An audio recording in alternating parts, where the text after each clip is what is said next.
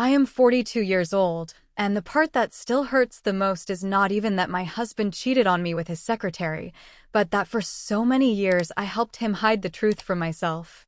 12 years of marriage look solid on paper, but in my mind they split into two chapters. The early years when I believed every word that came out of his mouth, and the later years when I believed only my own fear of being alone. I am not telling this story for sympathy or for some inspirational ending, and I am definitely not telling it to show how strong I have become. I am speaking because I am tired of carrying everything silently, and because I want to finally name what was done to me, what I did in return, and what it all cost. When I met my husband, Michael, I was 29 and believed I was a grown woman who knew what she was doing.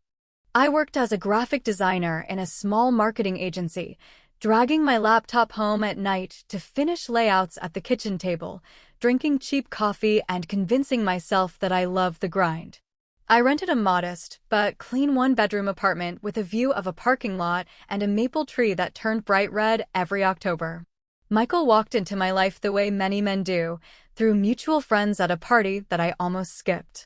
It was one of those loud apartment gatherings where music and conversation blend into a single noise. I remember standing near the fridge, holding a plastic cup of wine, when I noticed him by the window, just slightly removed from the chaos. He had rolled up sleeves, a loosened tie, and that look of someone who is trying to be social, but would rather be anywhere else. A friend introduced us, she said that I am the calm one in the group, and Michael smiled in this soft, relieved way. Later he told me that he worked as an accountant in a big firm downtown, that they were closing a crazy quarter, and that he hated small talk but did not mind talking to me. He said that I seemed steady, that my smile made the room feel quieter, and back then I wanted to believe that was true, even though inside I was constantly anxious. He got my number at the end of the night and texted the next morning, not pretending to wait some strategic amount of time. That directness felt like a breath of fresh air after the flaky musicians and drifting freelancers I had dated before. Our relationship moved fast, but it did not feel reckless. There were regular dates, weekend brunches, long walks where we talked about our childhoods and the families we came from. Michael had a kind of reliability that people call good husband material. He did not forget plans, he did not disappear for days, he did not flirt with every waitress in the room.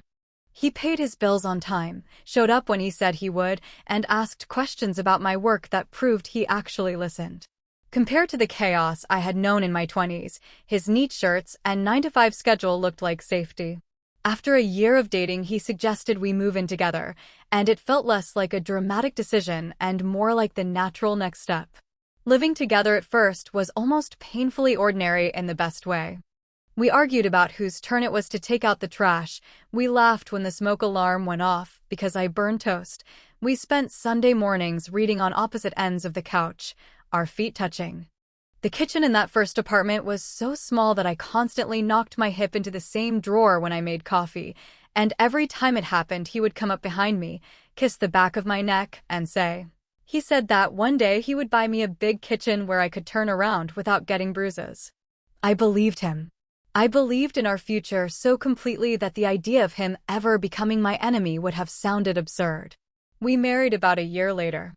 The wedding was simple: a rented garden, folding chairs, fairy lights, a DJ who played too much 80s music.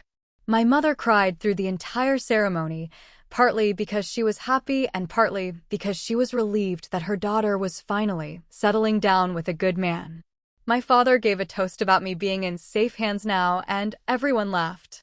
I remember looking at Michael while he listened to my father and seeing nothing but pride on his face. I wish I could tell that younger version of myself that safe hands can still let go of you when it suits them. My pregnancy with our daughter, Emma, was the last time I saw Michael fully present in our shared life. When I handed him the positive test, he sat on the edge of the bathtub, put his face in his hands, and his shoulders started shaking. For a second I thought he was upset, but when he looked up there were tears in his eyes and a stunned smile on his face. He said that he was going to be the best father, that I would never have to worry about anything, that he would give us the life we deserved. During those months he came to appointments, argued with doctors about medications, assembled the crib with a seriousness that made me laugh, and painted the nursery a soft yellow because we decided not to know the sex of the baby in advance. At night he talked to my stomach, telling our future child to be kind to me because I was doing all the work. In those moments, his promises felt real. Emma was born on a rainy Tuesday evening. Labor was long, messy, and exhausting.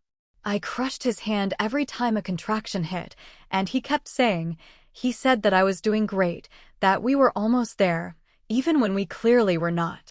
When they finally placed our daughter on my chest, small and furious and perfect, I thought, this is permanent. This is something that nothing and no one can take away. I wish that had been true. Children are permanent, but the version of family you imagine around them is not. The early years with Emma were a blur of sleepless nights, daycare drop-offs, sticky floors, and tiny moments of happiness. Sunday pancakes with flour on my t-shirt. Cartoons in bed while she curled against my side. Emma toddling to the front door and screaming "Daddy" when she heard his keys. Michael in those days still tried. He woke up for night feedings. He rocked her in the living room when she refused to sleep. He carried her on his shoulders through the park and sang off-key children's songs. Whatever else I say about him, I cannot erase those memories. They are real, and they are part of why everything that came later hurt as much as it did.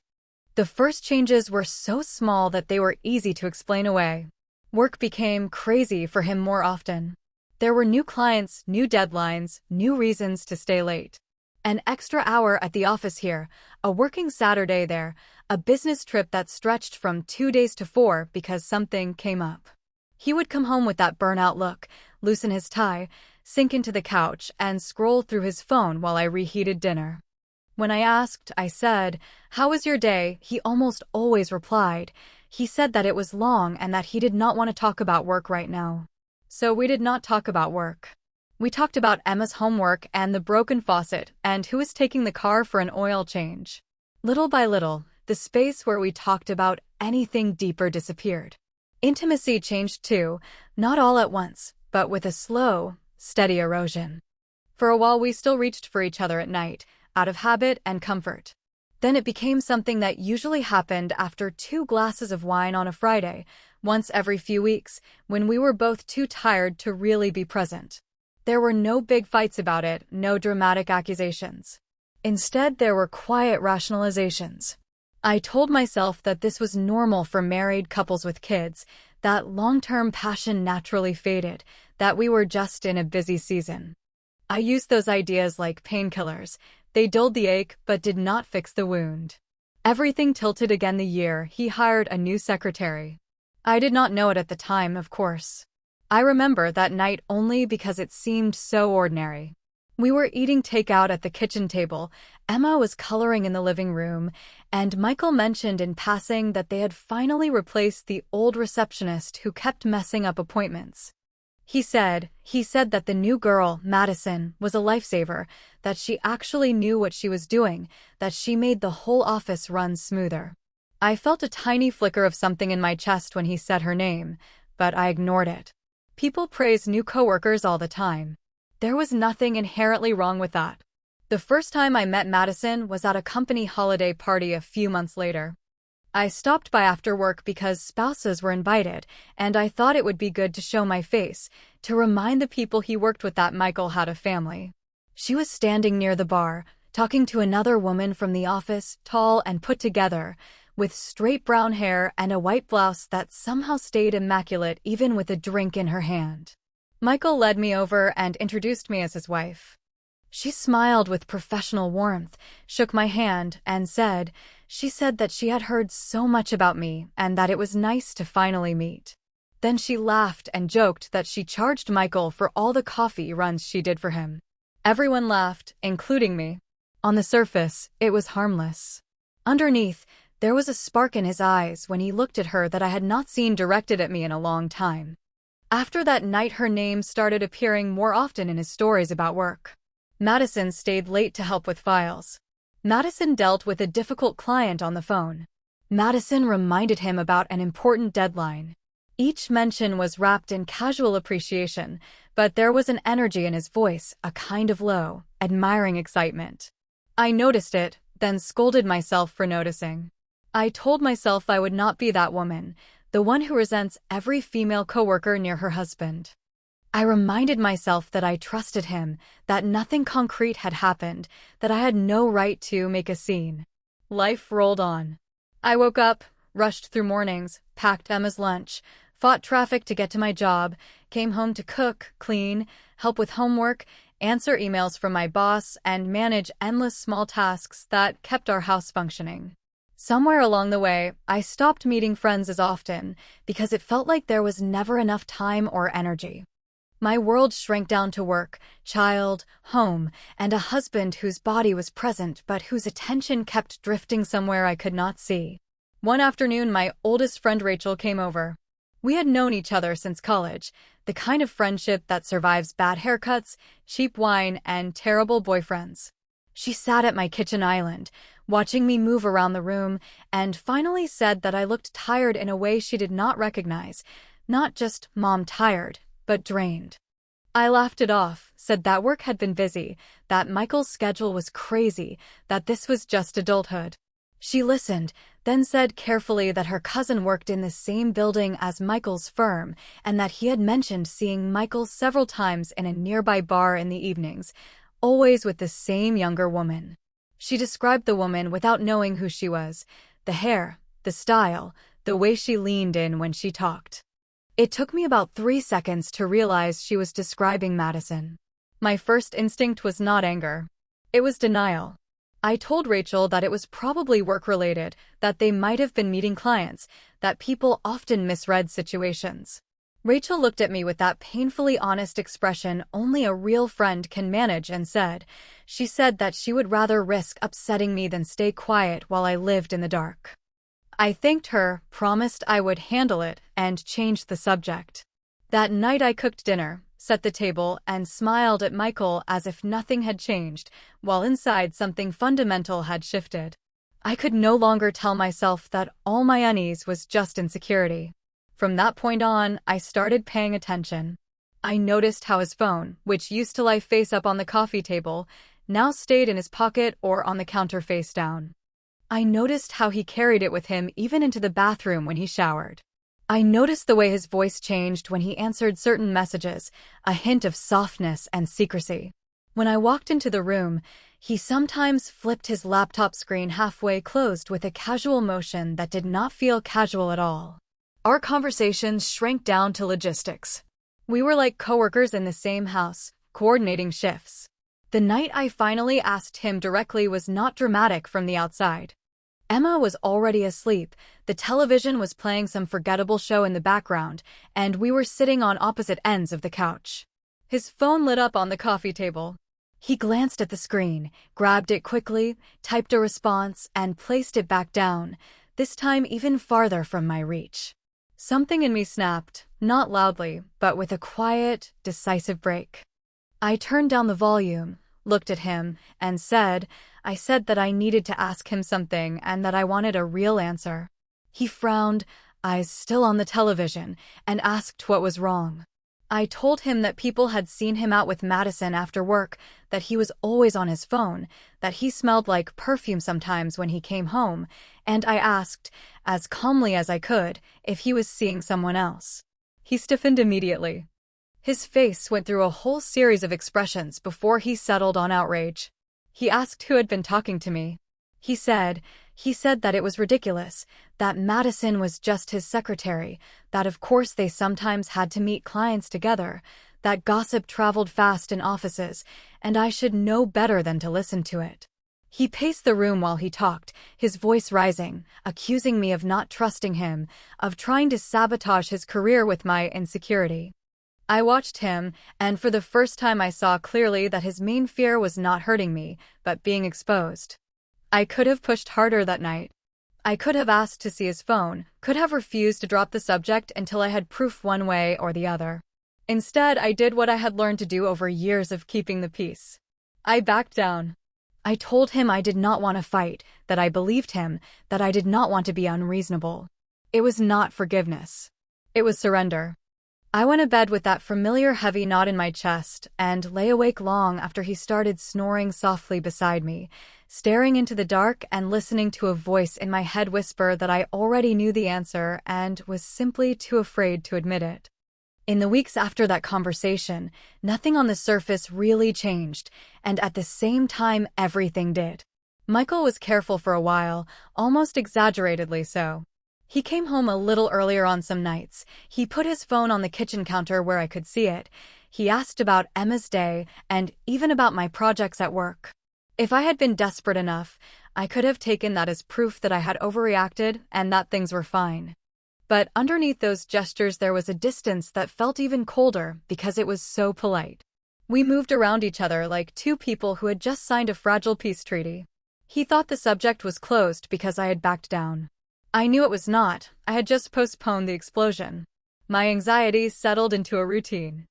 I woke up with a tight chest, went through the motions of getting Emma ready for school, answered emails, sat in traffic, worked, cooked, cleaned, and all the while there was a low-level hum in the back of my mind. Something is wrong, something is wrong, something is wrong. I started checking his social media, even though he hardly posted anything. I noticed a new habit he had picked up, one I had never seen in him before. He turned off read receipts on his messages. He said that it was because clients got weird when they saw he had read something and had not responded yet, but that explanation sounded thin. I saw his phone light up sometimes with notifications from messaging apps I did not recognize, ones with colored icons that looked harmless and fun until I remembered that any app could be used to hide what you did not want your spouse to see. One Wednesday in late autumn, he left his laptop on the dining table before going upstairs to shower. It was open, but the screen had gone dark. I stood there, holding a dish towel, fighting an argument in my own head. On one side there was the voice that said, "Respect his privacy, you are not a child, you cannot live like this." On the other side there was the voice that had grown sharper over the last months, the one that said, "He is counting on you to be too polite to check, and that is exactly why he can keep doing what he is doing." My hands were shaking when I finally touched the trackpad. The screen woke up to his email inbox. I did not see Madison's name at first. What caught my attention was the search bar at the top. The last searched word was my name. Curiosity overrode guilt. I clicked on the search result. Up came a cluster of emails between him and Madison with subject lines like "schedule for next week" and "client documents," the kind of mundane labels that meant nothing. But one string, older, near the bottom, had a subject line that made my stomach twist. It said, "Ashley's birthday surprise." I opened it. There was a simple exchange, nothing explicit, but the tone was too familiar. Madison had written that she would be happy to make reservations at a restaurant they both liked, and that she knew exactly which one I had once said I loved. Michael responded by thanking her and adding a winking joke about her knowing him too well. It could have been professional. It could have been harmless. It did not feel harmless. I closed the email and scrolled further back. That was when I found the first message that removed all doubt. It was from his personal email account to hers, sent at 11:30 at night a few months earlier, with no one else copied. There was no subject line, just a single word, "tonight." Inside, he said that he could not stop thinking about the last time they had been together, that he needed to see her, that the hotel by the office still had rooms. There was nothing graphic, no explicit descriptions, but you do not book hotel rooms with someone you only discuss spreadsheets with. She had replied. She said that she missed him too, and that she would tell her roommate she was staying late at work. I stared at those lines for a long time, feeling my whole body go cold. I did not cry. The tears would come later. In that moment there was just clarity, sharp and bitter. I heard the shower turn off upstairs, and panic suddenly cut through my shock. If he came down and saw the laptop open, if he realized I knew, everything would happen before I had time to think. I closed the windows quickly, moved the cursor back to his inbox, and stepped away from the table just as he started down the stairs. When he walked into the dining room, wiping his hair with a towel, I was standing at the sink, rinsing plates that were already clean. He kissed the top of my head in passing and asked what was for dinner. I answered automatically, my voice sounding hollow in my own ears, and he did not seem to notice a thing. That night I lay awake next to him, listening to the familiar rhythm of his breathing, and realized that the worst part was not the affair itself. The worst part was that he was sleeping peacefully, believing he was still in control of the story, while I lay there replaying every memory of the last few years through a new, uglier filter. I thought about the nights he said he was working late, the trips that had been extended at the last minute, the missed school events, the times he had snapped at me for asking simple questions. All of it lined up neatly with what I had read. There was nothing left to doubt. In the morning, I made coffee, packed Emma's lunch, and answered her questions about a school project while my mind ran one cold calculation after another. I could confront him immediately and throw the affair in his face. I could scream, demand explanations, demand his phone, demand that he choose. But the more I played through that scenario in my head, the more it felt like a scene he had already rehearsed for. He would deny, twist, cry, apologize, promise, and I would be shoved into the position of the emotional, unstable wife throwing away a marriage over a mistake. I did not want to give him the chance to rewrite what he had done as something small. If I was going to blow up my life, I wanted to do it on my terms, not in a way that let him drag me into his narrative. So I did something I never thought I would do. I started planning. Not revenge in the cinematic sense, not anything illegal or dramatic, but a careful, methodical exit from a life that had become a lie. I began by quietly checking our finances, not just the accounts he showed me during tax season, but every credit card, every statement I could access. I realized quickly that there were gaps. Money that should have been there was gone, replaced by cash withdrawals and vague charges labeled hospitality and travel that did not match our family calendar. When I asked him casually one evening why our savings were not growing the way we had intended, he shrugged and blamed the market, the cost of living, unexpected expenses. He said that everyone was feeling the squeeze and that we were still better off than most. I nodded and made a mental note of the exact date and time of that lie. I also went to see a lawyer. I told Michael I had a dentist appointment and instead sat in a small office with beige walls while a calm woman named Karen walked me through what a divorce would look like after 12 years of marriage and one child. It was the most surreal conversation I had ever had. I listened as she explained how assets would be divided, how custody could be arranged, what documentation I needed to collect. I heard my own voice ask rational questions about retirement accounts and the house, as if we were discussing a stranger's life. Karen did not push me to decide anything that day. She simply handed me a folder and she said that whenever I was ready, I should call, and that the first step was to stop pretending everything was fine. At home, I played my role so well that sometimes I almost fooled myself. I cooked, I helped with homework, I laughed at Emma's jokes, I asked Michael how his day was. I did not bring up Madison. I did not mention the emails. I watched instead. I watched the way he smiled when his phone buzzed and he thought I was not looking. I watched him delete messages quickly, watched him tilt his computer screen away from me. I let him believe that my suspicion had passed, that he had successfully convinced me. It was a twisted kind of power, but after years of feeling like everything was happening to me, having any kind of control felt intoxicating. The real turning point came on a Friday night, about a month after I had read the emails. Emma was at a sleepover, and Michael announced that he had to go back to the office for a few hours because a client had pushed a deadline. He kissed my cheek, grabbed his keys, and said he would not be too late. The lie was so casual that if I had not known better, I might almost have admired his composure. As soon as the front door closed and I heard his car pull away, I went to the bedroom and opened the drawer where he kept his old phone.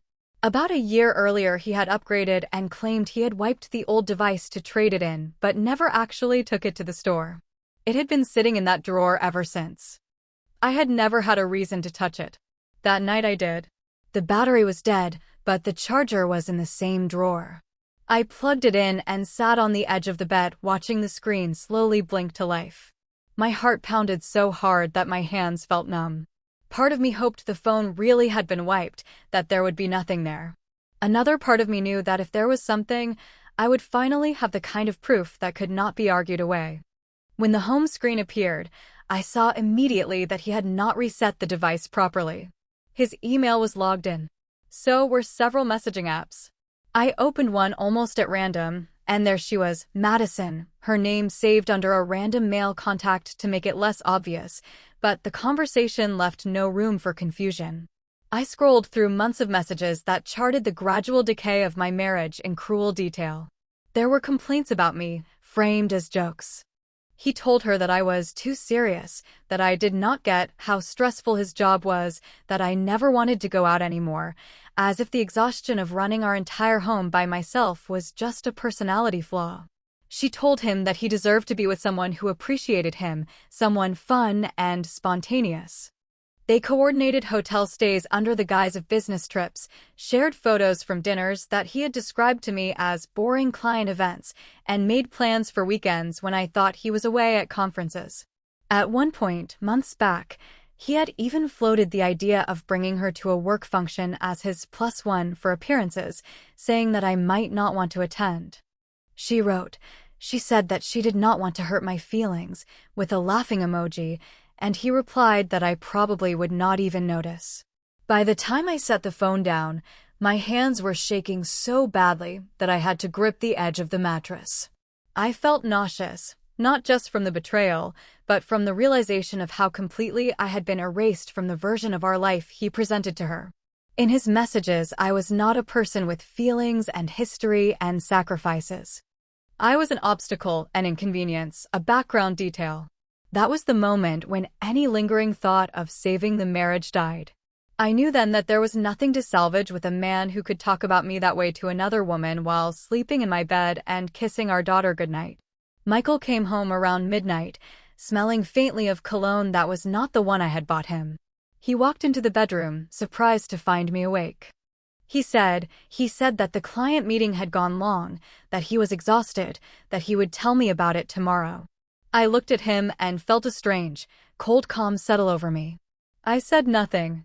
I just smiled tightly, moved over on the bed to give him space, and waited for sleep to come. My decision was made. I was going to make him face what he had done, and I was going to make sure that the consequences did not fall only on me. The next morning I woke up before Michael, which almost never happened on weekends. For a few minutes I just lay there watching him sleep, this man I had once trusted with my whole life, and felt a strange mix of grief and detachment. He looked peaceful, almost boyish with his mouth slightly open, completely unaware that the ground under his feet had already started to crack. There was a time when seeing him like that would have filled me with tenderness.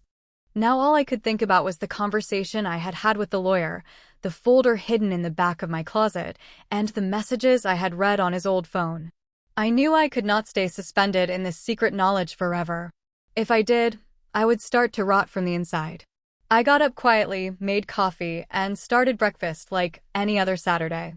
Emma came stumbling in with messy hair, asking about pancakes, and I forced my voice to sound normal as I told her they were already on the way. When Michael finally wandered into the kitchen, rubbing his eyes, he looked surprised to see us both already sitting at the table. He kissed Emma on the head, kissed me on the cheek, and he said that it smelled good, that he could get used to waking up to pancakes every weekend. I watched him pour coffee, watched the way he moved around our kitchen like he owned the space and the people in it, and realized I no longer wanted to keep pretending for his sake. I did not confront him that day. Instead, I focused on quietly rearranging my life. I found a therapist, not for couples counseling, but for myself. I did not want to save the marriage anymore. I wanted to make sure that whatever I did next, I was not doing it from blind rage alone. In those sessions, I talked through 12 years of compromise, all the times I had swallowed my own instincts to seem reasonable, all the ways I had slowly made myself smaller so he would not feel challenged. The therapist did not tell me what to do. She simply kept reflecting my own words back to me until I could no longer pretend that staying was an act of love instead of an act of fear. There was one sentence she said that lodged in my mind. She said that sometimes the most self-destructive thing we do is keep trying to protect the person who is harming us from the consequences of their actions. I went home after that session and sat in the driveway for 10 minutes before I could make myself go inside. Over the next few weeks, I documented everything. I printed bank statements, took screenshots of messages from his old phone, wrote down dates and details of his supposed business trips and late nights. I made copies and stored them in a folder at my office so that, even if he went through the house, he would not find everything.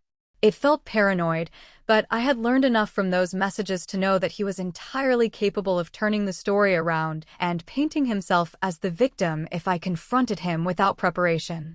I also started quietly putting money into a separate account in my own name. Small transfers at first, amounts that would not raise suspicion, just enough so that if I had to leave suddenly with Emma, I would not be completely stranded. The question of Emma weighed on me more heavily than anything else. She adored her father. Whatever he had done to me, he had not been cruel to her. She was 10, old enough to sense tension, but still young enough to take our explanations at face value when we said we were just busy or tired. I did not want to shatter her world overnight, but I also could not stand the idea of her growing up thinking that this cold, dishonest arrangement was what marriage looked like. One night, after Michael had fallen asleep on the couch with the television still flickering, she came into our bedroom and asked me, in a small voice, if Daddy was mad at me. I asked why she thought that. She said that he does not smile at me when you are in the room anymore, only when you are not there. The fact that she had noticed cut deeper than any text message. I told her that Daddy was stressed about work, that adults sometimes got quiet when they were worried, and that none of it was her fault. It was not a lie exactly, but it was not the whole truth either. I promised myself that I would not let her grow up carrying the burden of his choices. The opportunity to bring everything into the open came sooner than I expected. Michael's firm held a big client appreciation event every year, a formal dinner at a hotel with spouses invited. In the past, he had always insisted that I come with him, that it looked good to show that he had a supportive family. This time he was oddly casual about it.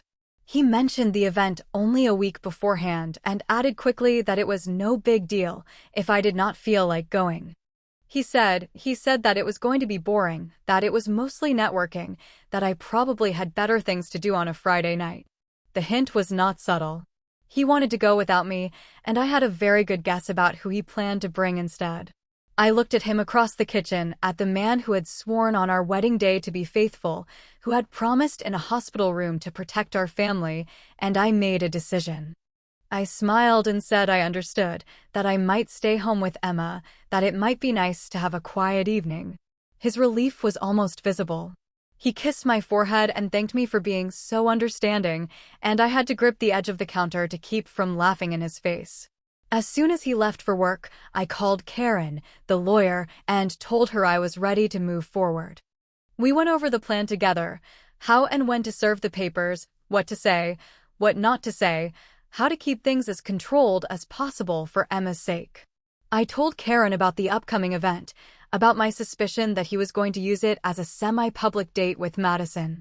There was a long pause on the line, and then she said that if I wanted everything to be undeniable, that might actually be the perfect night. The week leading up to the event was strangely calm. Michael was in a good mood, humming in the mornings, texting more than usual, always smiling at something on his phone that he did not share with me.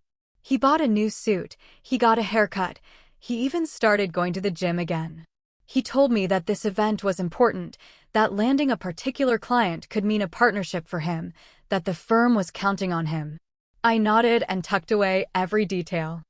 I spent those days making practical preparations, organizing important documents, backing up family photos, quietly removing my most personal items from our shared spaces, and placing them in a box in the back of my closet. I kept my voice steady around Emma, helped her with homework, watched movies with her on the couch, and waited. On the afternoon of the event, Michael came home early to get ready. He was almost giddy, like a teenager going to a dance. He showered, shaved carefully, put on his new suit, and asked my opinion on 2 different ties. I told him the navy one looked more professional. He smiled at his reflection and said that I always had a good eye. Then he checked his watch and told me that his +1 for the evening would meet him directly at the hotel, that there was no point in us driving together since I was staying in. I just nodded, feeling the surrealness of the moment wash over me. I walked him to the door, watched him kiss Emma on the head and tell her to be good for me, and then watched his car pull out of the driveway. It was like watching a man cheerfully walk into his own trap. As soon as he was out of sight, I changed clothes, called Rachel, and asked if she could come over to stay with Emma for a few hours. I told her just enough for her to understand the seriousness of the situation. She arrived within 20 minutes, her face tight with worry and determination. When I walked toward the door with my keys, she grabbed my arm and asked if I was sure I wanted to see this with my own eyes. I told her that I had already seen enough on screens, and that tonight was not about discovering anything new. It was about making sure that when I ended this marriage, there would be no room left for Michael to tell a different version of the story.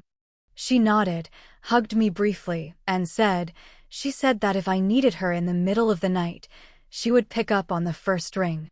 I drove to the hotel with my heart hammering in my chest, my hands cold on the steering wheel. The parking lot was already busy, filled with black sedans and shiny cars that matched the firm's income level.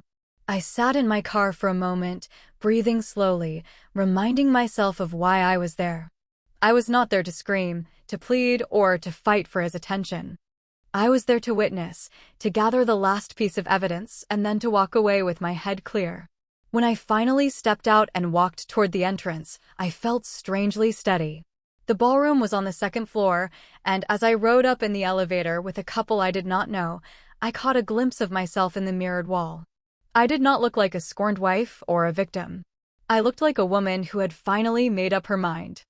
At the entrance, a woman with a clipboard checked invitations.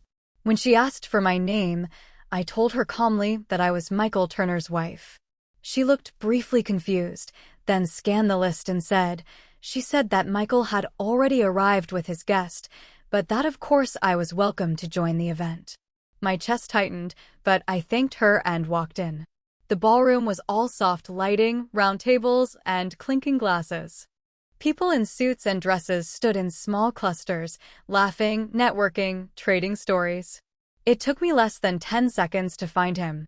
Michael was near the center of the room, facing away from me, talking animatedly to a group of men. Next to him, her hand resting lightly on his arm, stood Madison. She wore a black dress that was elegant without being flashy, her hair perfectly styled, her makeup subtle and polished. At some point she said something that made him laugh, and he turned slightly toward her in that intimate way I recognized from our early years together. For a moment I just watched them unseen, feeling both fury and an odd, clinical detachment. This was the life he had been rehearsing behind my back, the one where I was already written out of the script. I could have walked up and made a scene right then. Instead, I did something much quieter. I took out my phone, snapped a single photo from where I stood, capturing the two of them together under the warm hotel lights, his hand resting at the small of her back, her body leaning toward him. Then I slid the phone back into my purse, squared my shoulders, and walked in their direction. I saw the exact moment Michael noticed me. His expression went from relaxed to stunned in a heartbeat. His eyes widened, his lips parted, and the color drained from his face. Madison followed his gaze, turned, and froze when she saw me standing there. Michael stared at me as if I were a ghost that had walked out of his past and into his carefully curated present. For a moment he did not say anything at all, and the men he had been talking to shifted awkwardly, sensing that something was wrong without understanding what. Madison looked between us, her posture tightening, her polite smile flickering and then vanishing completely. I could almost see her calculating how much I knew. I let the silence stretch just long enough to be uncomfortable, then stepped closer, keeping my expression neutral. "Everyone, this is my wife, Ashley," Michael finally said. His voice sounded thin, strained, like someone trying to pretend nothing was happening while the room quietly burned around him. He said that he did not expect me to come, that he thought I was staying home with our daughter. I smiled at the group, murmured a general greeting, and shook a couple of hands that were offered more out of reflex than genuine courtesy. Then I turned my attention to Madison. Up close, she looked younger than I remembered, and for a brief second I felt something almost like pity. Almost. "You must be Madison," I said. "I said that I have heard a lot about you. It is nice to finally talk properly." She swallowed, adjusted the strap of her dress, and forced a smile that did not reach her eyes. She said that she had also heard a lot about me, that she was happy to meet me, and it was almost impressive how steady she kept her voice. Only the way her fingers tightened around her clutch gave her away. The men around us sensed rising tension and quickly excused themselves, mumbling something about finding another drink. Within a minute, the three of us were standing there alone, the buzz of the party continuing obliviously around us. Michael leaned in slightly and hissed under his breath, asking what I was doing there. I kept my gaze fixed on his face and said, "I said that I would never miss a chance to see the woman you have been risking our marriage for." His jaw tightened, and he muttered that this was not the time or place. I replied that, considering he had chosen this time and place to bring his affair partner as his date, it seemed exactly appropriate. Madison's eyes flashed, and she started to say something, to defend herself or maybe to claim ignorance, but I held up a hand and stopped her. "Do not bother lying," I said quietly. "I said that I have seen the messages. I have read the emails. I know about the hotels and the excuses and the nights you both decided my life was something you could rearrange behind my back. The only thing I am here to decide now is how public this conversation becomes." That last sentence landed like a slap. Michael's face flushed red, then pale. He glanced around, as if checking to see who might be watching, then asked if we could step outside and talk privately. I looked at Madison and asked if she minded giving us a moment. She hesitated, then nodded stiffly and moved away, disappearing into the crowd, her posture rigid. We walked out into a quieter hallway near the restrooms, the muffled music and laughter fading behind the closed doors. Michael turned on me immediately, demanding to know why I was trying to ruin his night, insisting that I was overreacting, that I did not understand the situation.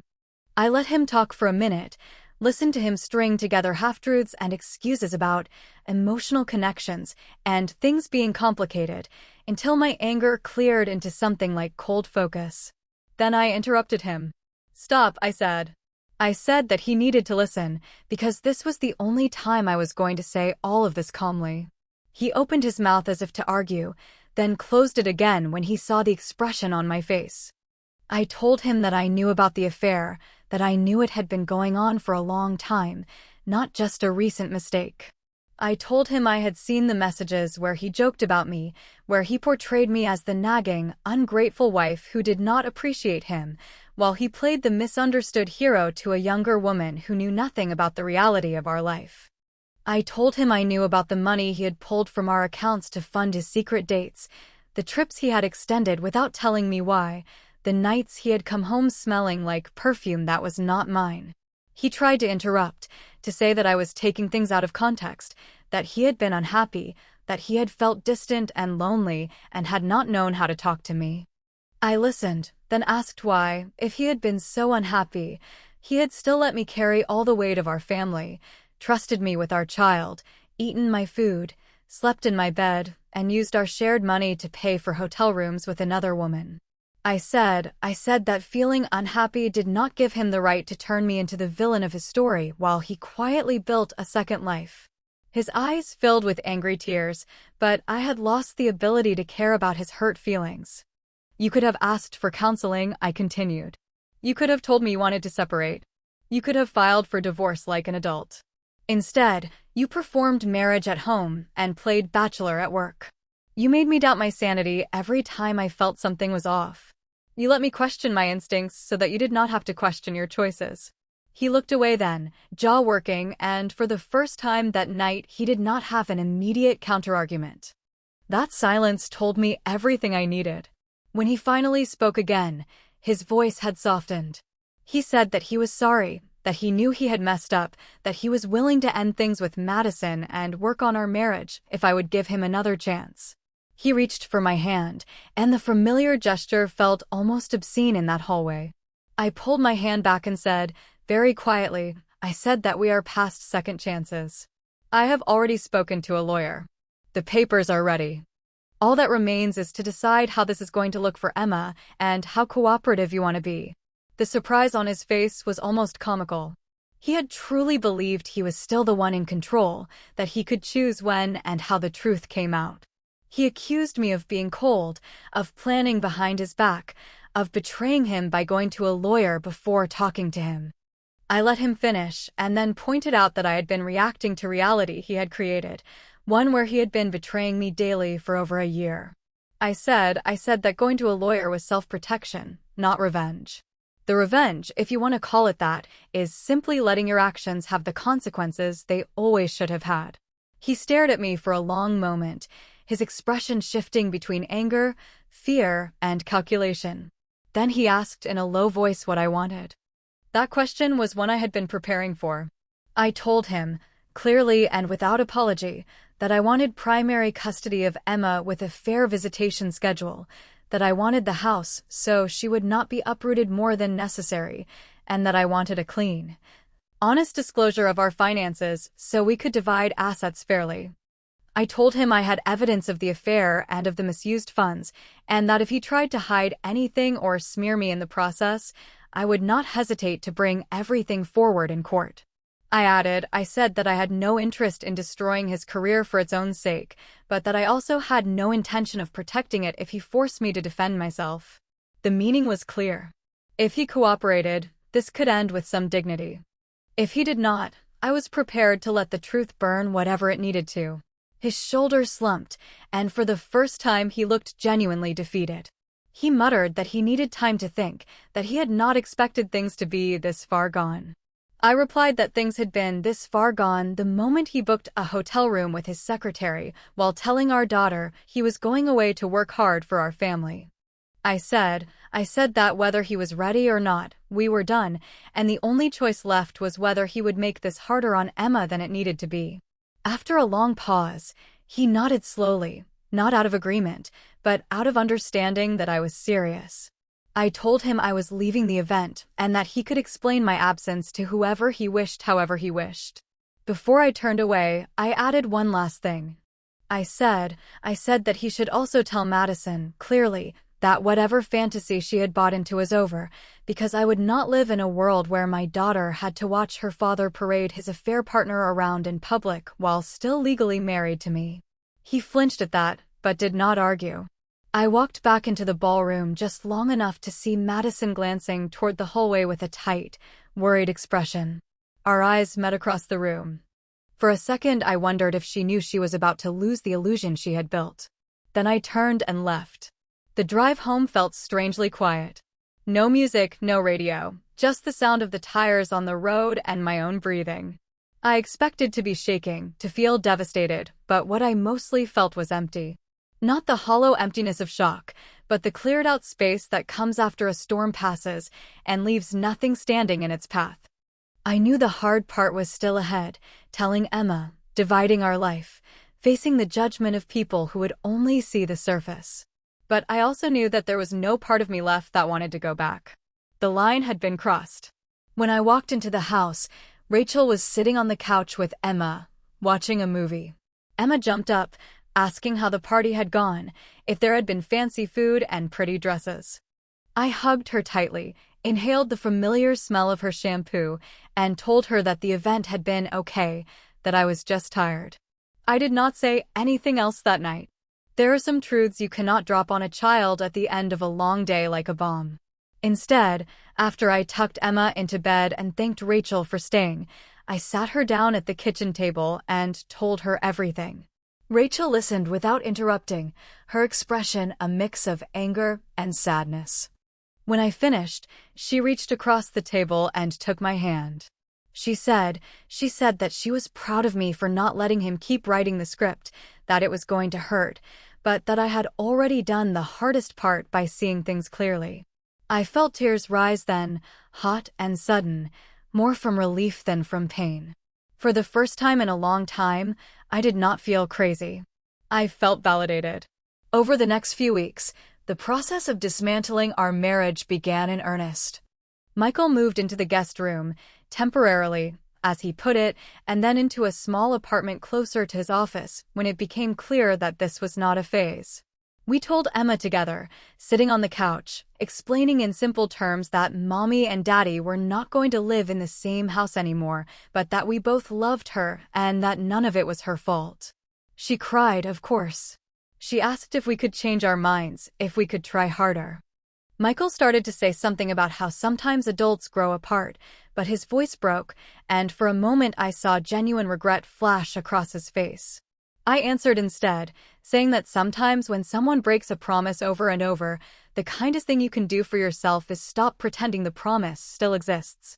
It was not a perfect explanation, but it was honest enough. Michael tried, in the beginning, to salvage his image. He told a few mutual friends that we had grown apart, that I had become distant, that we both wanted different things. What he did not count on was that affairs do not stay secret forever, especially not in an office where people gossip. Within a few months, word of his relationship with Madison had spread. Some colleagues shrugged and treated it as standard midlife crisis behavior. Others were less forgiving, especially when they realized that some questionable financial decisions at the firm lined up with his most intense months of distraction. One internal review led to another, and suddenly his rising star status dimmed. A promotion he had been quietly counting on went to someone else. The partners started leaving him out of certain high-level meetings. Madison, who had believed she was aligning herself with a future partner, began to understand that she had tied her reputation to a man whose judgment was no longer trusted. The final twist of karma came about a year after our divorce was finalized. By then, Emma and I had settled into a new apartment not far from her school. The house had been sold, the proceeds divided, and I had used my share to buy something smaller, but fully mine, a place where every piece of furniture was chosen without compromise. Michael still saw Emma regularly, sticking to the schedule the court had set. He paid child support on time, partly out of obligation, partly because he knew I would drag every piece of his dirty laundry into the light if he tried to skip out on his responsibilities. Our communication was functional, focused on logistics and nothing more. One afternoon, a former coworker of his, someone I barely knew, ran into me at the grocery store. She hesitated, then told me that Michael was no longer at the firm. Apparently, the internal review had uncovered enough questionable decisions and rule-bending that the partners had given him a choice between resigning quietly or being pushed out publicly. He had taken the quiet exit, but there was nothing dignified about it. His reputation in that circle was damaged. Several clients had requested different managers, citing concern about his judgment. Madison, whose relationship with him had lasted longer than I expected but never turned into the great love story she had imagined, found herself suddenly working for people who blamed her, at least partly, for the chaos. Within a few months, she left the firm as well. When Michael finally told me about losing his job, it was not in some dramatic confession. He mentioned it in a short, tense phone call about rescheduling a weekend with Emma. He said that he was taking some time to figure out his next move, that the firm and he had decided to part ways, that it was for the best. I listened and said only that I hoped, for Emma's sake, he would actually use this time to figure out who he wanted to be, not just where he wanted to work. After we hung up, I sat at my kitchen table for a long time, thinking about how different things might have been if he had made that effort while we were still married. Karma, in my experience, is rarely theatrical. It does not always come as some grand, cinematic downfall. More often it is a series of small, relentless consequences that chip away at the comfortable lies people tell themselves. For Michael, karma looked like losing the career he once prioritized over everything, watching his professional reputation crumble because he could not keep his personal impulses under control, realizing that the woman he had risked his family for was not his salvation, but another person with her own limits, her own breaking point. For Madison, karma looked like being whispered about in hallways, having her competence questioned because she had crossed a line, learning the hard way that men who cheat with you can just as easily cheat on you. For me, karma was quieter. It was the slow return of my own voice. People sometimes ask if I feel satisfied, knowing that things did not work out for Michael the way he had planned. I do not know if satisfied is the right word. There is no joy in watching the father of your child struggle, even when his wounds are self-inflicted. What I feel is something closer to grim acknowledgement. He built a life on secrecy and entitlement, and eventually the structure could not hold. Justice, if that is what you want to call it, was not me destroying him. It was me stepping out of the way and letting his own choices catch up. There are things I will never get back. I cannot reclaim the years I spent doubting myself instead of him. I cannot unhear the words he wrote about me to another woman. I cannot erase the night Emma asked if her father was angry with me because he did not smile when I was in the room. Those losses are permanent, and I have stopped pretending otherwise. Divorce did not magically heal the damage or turn me into a stronger, wiser version of myself. It simply ended one chapter and left me alone with the work of living with what remained. If there is anything I say now that I wish someone had said to me earlier, it is this: when something feels wrong for a long time, it usually is. You can bury your instincts under logic and excuses and fear, but they do not go away. They sit there quietly, waiting for you to be brave enough to listen. I spent years convincing myself that asking for proof was more dangerous than living with doubt. I told myself that I was protecting my family by not pushing too hard. In reality, I was protecting his comfort at the expense of my own sanity. I would not tell anyone what to do with their marriage or their pain, but I will say this: if you find yourself constantly shrinking so someone else can stretch into the space that should be shared, you are already losing more than you think. My life now is not a triumphant before and after picture. It is quieter. Some nights I still lie awake and replay arguments I never had, words I wish I had said sooner. I still flinch sometimes when my phone buzzes late at night, a reflex from months of obsessing over his notifications. But there is also a kind of peace in knowing that, for all its imperfections, my life belongs to me again. When I lock my door at night, there is no second life playing out behind my back. When I look at Emma, I know she is growing up watching a woman who finally stopped covering for someone who did not deserve it. This is not a story about becoming stronger or learning to love myself more. It is a story about what happens when someone you trusted uses your loyalty as cover for their betrayal, and what it costs to stop letting them do that. It is about the slow, painful process of choosing truth over comfort, even when that truth leaves you with less than you thought you had. In the end, justice did not look like watching my ex-husband crash and burn. It looked like standing on solid ground again, however small that ground might be, and knowing that whatever happens next, I am not living in his shadow anymore.